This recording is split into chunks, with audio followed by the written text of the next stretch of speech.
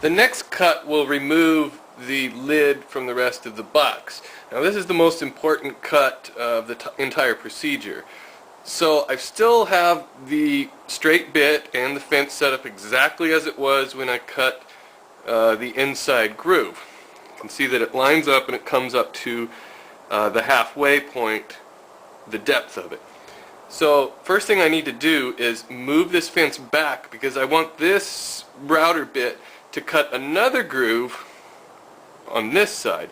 But I want it to overlap a little bit into here, and that'll give me the lip. And with the fence moved back, the final adjustment I need to make is I need to raise this bit up just slightly higher than this groove here. And that's really going to be the most important cut because that's going to determine how tight or how loosely the lid fits. So I'm just going to raise that up, I don't know, less than 1/16 of an inch till it's just barely above that halfway point. And this is why it's a good idea to have some scrap pieces, because you really want to run some tests on this before you run your box through it. So if you notice, I didn't cut all the way through. I don't want this thing flying out of my router, and since it's so tiny, that'll give me enough information there that I can tell if this is going to fit. So what I'll do is just cut this off and see how it fits. So this should give you an idea of what's going on there. I've cut this apart. Now you can tell when it was together it sat about like that. This was that first inside groove. This is the groove that I just cut on the router, and once that router went through them all the way, the top piece, which now becomes the lid, will slide down. Now again, it's that depth of that router bit that's important because that determines how loose or how tightly the lid's going to fit. Now if I had cut this deeper, it would have fit a lot looser. If I'd cut it shallower, it'd be really tight. So right now it looks like that's going to be fine. I've got a little bit of a gap between them, but that's how the system works. Now I can get started and do it on the actual piece. Well, now comes the bravery test. I've got the box all glued up, and make sure I know where the lid is on this inside groove. I've already set this up. I'm pretty confident with the tests I've run. Now what I want to do is create a groove on one side and then the opposite side. I don't want to cut all the way around in one shot because the lid would probably just split and fall off. So first I'll take care of one side, then the other. And wish me luck.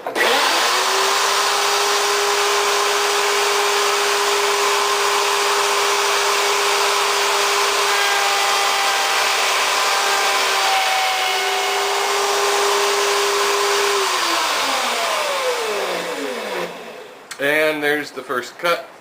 Flip it over, do the other side.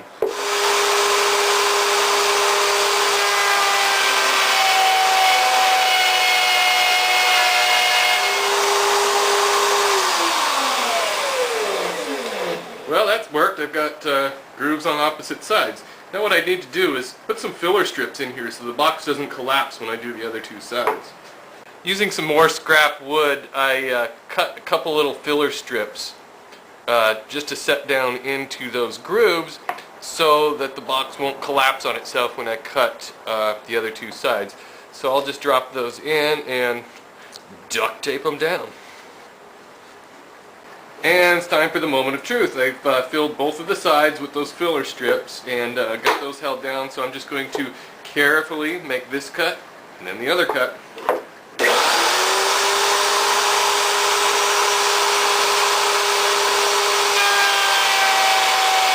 Well, here we go. Let's see. Take duct tape off, and on the other side, peel that off. Of course, I'll need to sand off some of these little wood fibers, but I should be able to see if that's going to fit, and it should drop right down in.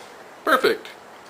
Well, now the tricky part is done. I thought I'd fancy up the top a little bit. I've got these are store-bought inlay strips. It's ebony in this case, and they're just super thin pieces of wood. So all I'm going to do is on that top piece cut a really thin rabbet.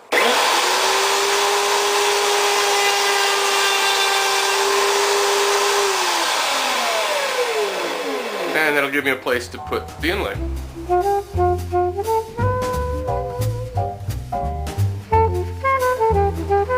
So after sanding down all the surfaces to 240 grit, I also made a little chamfer along the lid edge just to make a nice little separation there, just for decorative purposes.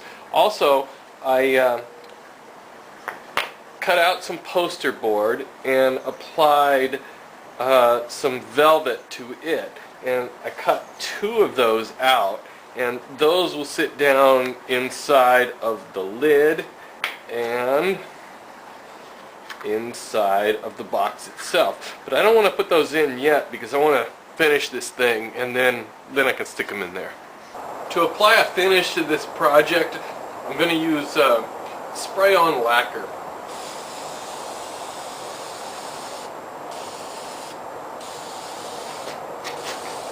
So after a number of coats of spray lacquer, I went ahead and rubbed it out to a nice glossy finish.